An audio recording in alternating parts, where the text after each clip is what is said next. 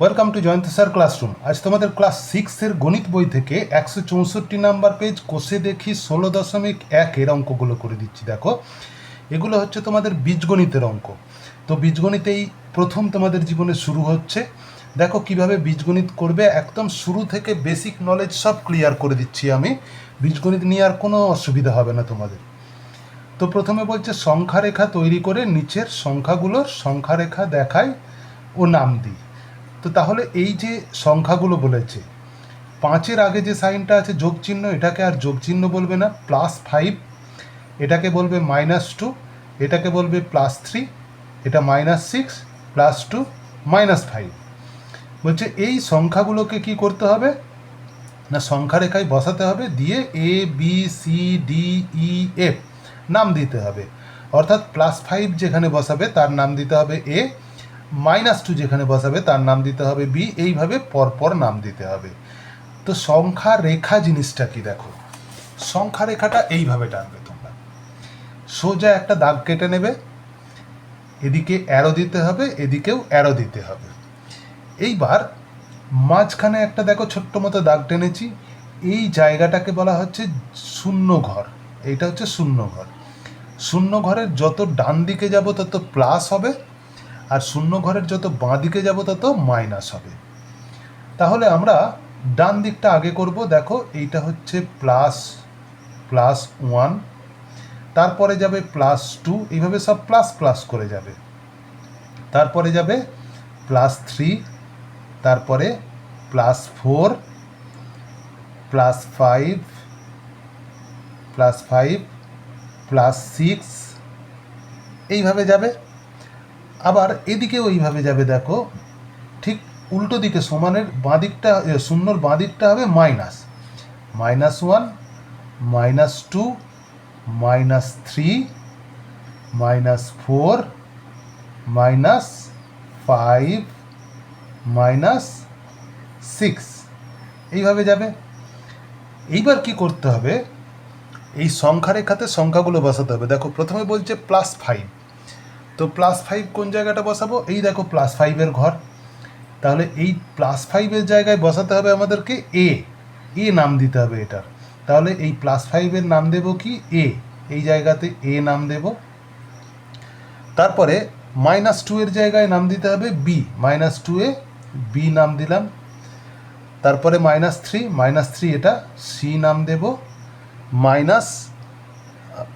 +3-তে C নাম দিতে বলেছে, +3-তে সি নাম দেব। আর -3-তে কিছু বলেনি, +3-তে সি নাম দেব। আর -6-এ নাম দিতে হবে কত, ডি, -6-এ ডি নাম দিতে বলেছে, ডি নাম দিলাম। +2-তে কি নাম দিতে বলেছে, ই, +2-তে ই নাম দিলাম। আর -5-এ নাম দিলাম, -5-এ নাম দিলাম এফ, এর পরে এফ। তাহলে ABCDEF সব কটা নাম দিয়ে দিলাম। এইবার করতে হবে কি, প্রশ্নগুলোর উত্তর দিতে হবে। এই যে প্রথম প্রশ্ন কি বলেছে, বি থেকে ই এর দূরত্ব কত, ঘর মাপি, কত ঘর। দেখো বি থেকে ই, এই যে বি থেকে ই কত ঘর, ঠিক বি এর পরের ঘর থেকে গুনবে। বি এর পরে এইটা হচ্ছে 1 ঘর, 2 ঘর, 3 ঘর, 4 ঘর। তাহলে এখানে এর উত্তর লিখবে বি থেকে ই এর দূরত্ব ক ঘর হলো, 4 ঘর। এখানে লিখবে 4 ঘর। ব্যাস হয়ে গেল অঙ্ক একটা। এরপরে আসছে বিয়েরটাতে। বিয়েরটা কি বলেছে, বি এর থেকে কত ঘর ডান দিকে। দেখো বিয়ের থেকে ডান দিকে আছে, এবার কত ঘর ডান দিকে আছে দেখতে হবে। তাহলে এখানে লিখবে বি এর থেকে কত ঘর ডান দিকে। দেখবো বি এর পর দেখো 1 ঘর, 2 ঘর, 3 ঘর, 4 ঘর, 5 ঘর, 6 ঘর, 7 ঘর। তার মানে 7 ঘর ডান দিকে, 7 ঘর ডান দিকে। সি এর অঙ্কটা কি বলেছে, সি এর প্রশ্ন বলেছে যে ডি ই এর থেকে কত ঘর বাম দিকে। ডি ই এর থেকে দেখো বাম দিকে আছে কত ঘর, ঠিক এর পর থেকে গুনবে 1 ঘর 2 ঘর 3 ঘর 4 ঘর 5 ঘর 6 ঘর 7 ঘর 8 ঘর। তাহলে ডি এর থেকে 8 ঘর বাম দিকে আছে, বাম দিকে। আচ্ছা, তারপরে ডি এর প্রশ্নটা কি বলেছে, ডি এফ এর থেকে কত ঘর বাম দিকে। ডি এফ এর থেকে কত ঘর বাম দিকে, এফ এর পরেই আছে ডি, দেখো তার মানে 1 ঘর। তাহলে ডি এফ এর থেকে 1 ঘর বাম দিকে আছে, বাম দিকে। এরপরে ইয়েরটা কি বলেছে, এর প্রশ্ন বলেছে এ এফ এর ঘরে যে সংখ্যা দুটি আছে তাদের মধ্যে সম্পর্ক কি। দেখো এ আর এফ এদের ঘরে যে সংখ্যা দুটি আছে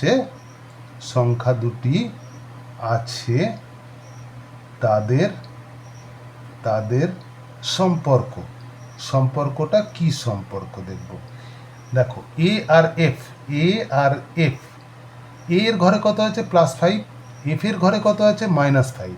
তাহলে দেখো দুটোতেই 5 আছে, শুধু প্লাস আর মাইনাসের তফাৎ। তাহলে এদের মধ্যে সম্পর্কটা কি, সম্পর্কটা হচ্ছে বিপরীত সম্পর্ক।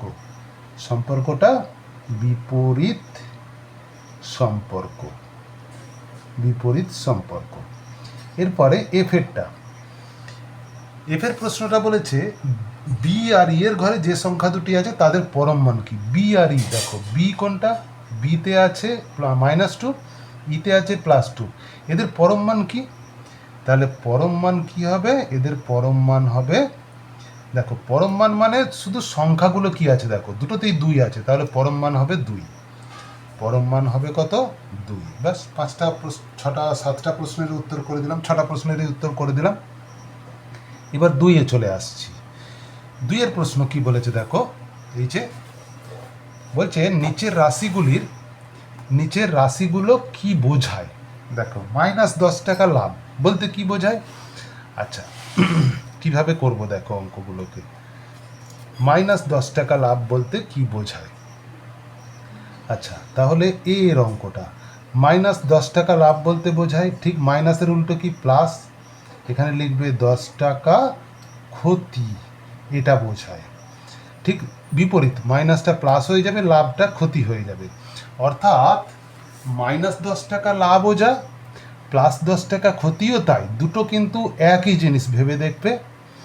সেই জন্য কি বোঝাই বললে আমরা লিখব -10 টাকা লাভ মানেই +10 টাকা ক্ষতি। তো তারপরে বিয়েরটা কি বলেছে, বিয়েরটা বলছে যে -15 মিটার ওপরে, এটা বলতে কি বোঝায় +15 মিটার নিচে, ওপরের বিপরীত কি হয়ে যাবে নিচে। আচ্ছা তারপরে সি এর প্রশ্নটা বলছে -36 গ্রাম কম, এটা কি লিখব +36 গ্রাম বেশি, +36 গ্রাম বেশি। ডি এরটা কি লিখব, বলছে -18 মিটার পূর্ব দিকে, এটা হয়ে যাবে +18 মিটার পশ্চিম দিকে, -23 টাকা জমা, কি করবে এটা, -23 টাকা জমা +23 টাকা খরচ, জমা এর উল্টো কি খরচ। আর এফেক্টটা বলেছে -5 কিমি দক্ষিণ দিকে, কি হয়ে যাবে +5 কিমি পূর্ব দিকে, উত্তর দিকে, দক্ষিণের উল্টো উত্তর দিকে। আচ্ছা এরপরে আসছি 3-এর অঙ্কগুলো। দেখো 3-এর অঙ্কগুলো কি বলেছে, বলছে যে নিচের রাশিগুলোর পরম মান লিখি। দেখো পরম মান মানে কি, বললাম যে -12 আছে, এর পরম মান হবে কি শুধু 12, +13 এর পরম মান কি, এর পরম মান হবে 13, শুধু প্লাস মাইনাসগুলো বাদ দিয়ে যে সংখ্যাগুলো থাকবে সেটাই পরম মান। -22 এর পরম মান কি, শুধু 22। -61 এর পরম মান কি, শুধু 61। +17 এর পরম মান কি, শুধু 17। তারপরে নিচের রাশিগুলির বিপরীত রাশি খুঁজি। এইবার দেখো বিপরীত রাশি। আচ্ছা, 10 টাকা ব্যয় কি হয়ে যাবে বিপরীত রাশি? দেখো 10 টাকা ব্যয়ের বিপরীত রাশি হয়ে যাবে, আচ্ছা এগুলো হচ্ছে 4-এর অঙ্ক, 4-এর এ। 10 টাকা ব্যয় মানে হচ্ছে আচ্ছা এখানে সাইন কিছু চেঞ্জ হবে না, 10 টাকা ব্যয়ের জায়গায় কি হয়ে যাবে? আয়।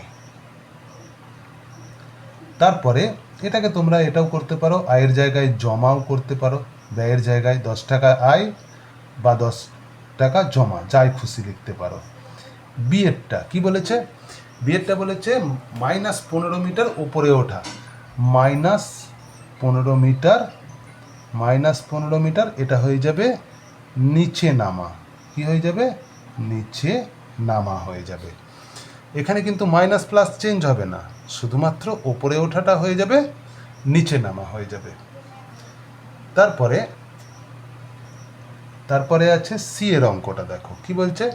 81 টাকা লাভ কি হয়ে যাবে? 81 টাকা লাভের জায়গায় বিপরীত হয়ে যাবে ক্ষতি, 81 টাকা ক্ষতি। আচ্ছা, ডি এর অঙ্কটা কি বলেছে? -35 মিটার নিচে নামা হয়ে যাবে -35 মিটার ওপরে ওঠা, ওপরে ওঠা। তারপরে ইয়েরটা বলছে -24 কিলোগ্রাম ওজন বৃদ্ধি, এটা হয়ে যাবে -24 কিলোগ্রাম। দেখো বিপরীত বললে কিন্তু সাইন কিছু চেঞ্জ হবে না, মাইনাস প্লাস কিছু চেঞ্জ হবে না, শুধুমাত্র ভাষাটা পাল্টে যাবে। কিলোগ্রাম, আচ্ছা -24 কিলোগ্রাম ওজন হ্রাস হয়ে যাবে, এটা ওজন হ্রাস। আর এফেরটা বলছে 28 মিটার ডান দিকে, এটা হয়ে যাবে 28 মিটার বাম দিকে, ডান দিকটা হয়ে যাবে বাম দিকে। তারপরে 9 কিগ্রা ওজন হ্রাস, এটা হয়ে যাবে 9 কিগ্রা ওজন হ্রাসটা হয়ে যাবে 9 কিগ্রা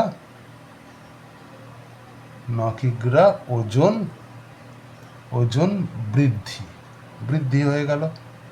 আচ্ছা, এরপরে আসছি দেখো পাঁচেরগুলো কি বলেছে? এই যে পাঁচেরগুলোতে বলেছে লেস দ্যান গ্রেটার দ্যান বসাতে, সংখ্যা রেখার সাহায্যে ফাঁকা ঘরে লেস দ্যান বা গ্রেটার দ্যান বসাই। দেখো 0 আর 5, মনে রাখবে 0 আর 5-এর মধ্যে কে সবচেয়ে ছোট? 0 ছোট, তাহলে যে ছোট তার দিকে এই সরু মুখটা হবে, মনে রাখবে।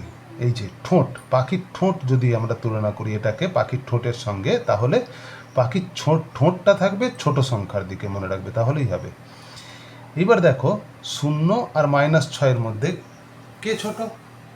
না, এই যে -6 ছোট, তাহলে -6-এর দিকে এরকম থাকবে, অর্থাৎ 0 -6-এর থেকে বড়। এটা কিন্তু খেয়াল রাখবে, এটা 6 দেখলে কিন্তু 6টা কিন্তু 0-র থেকে বড়, কিন্তু -6 আবার 0-র থেকে ছোট।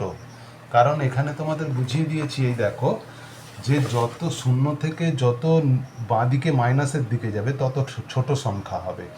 তাহলে 0 আর -6, 0-র থেকে কম হচ্ছে -1, তার থেকে ছোট হচ্ছে -2, তার থেকে ছোট -3, এইভাবে -6 যত এদিকে যাব তত ছোট হতে থাকবে। তো তাহলে 0 থেকে -6 ছোট, তার মানে 0টা বড়র দিকে হাঁ মুখটা থাকবে আর ঠোঁটটা থাকবে ছোটোর দিকে। 6 আর -6-এর মধ্যে 6টা বড়, তাহলে বড়র দিকে হাঁ মুখ, ছোটোর দিকে ঠোঁট। আচ্ছা, -8 আর -10-এর মধ্যে -8 বড়, তার মানে হাঁ মুখটা বড়র দিকে থাকবে। আচ্ছা, -1 আর -11, এদের মধ্যে দেখো বড় হচ্ছে -1 আর -11টা কিন্তু ছোট, তাহলে হাঁ মুখটা বড়র দিকে থাকবে আর ঠোঁটটা ছোটোর দিকে থাকবে। 11 আর 15-এর মধ্যে 11 ছোট, 15 বড়। -10 আর 2-এর মধ্যে -10 ছোট আর 2 বড়। -100 -50-এর মধ্যে -50 বড়, -100 ছোট।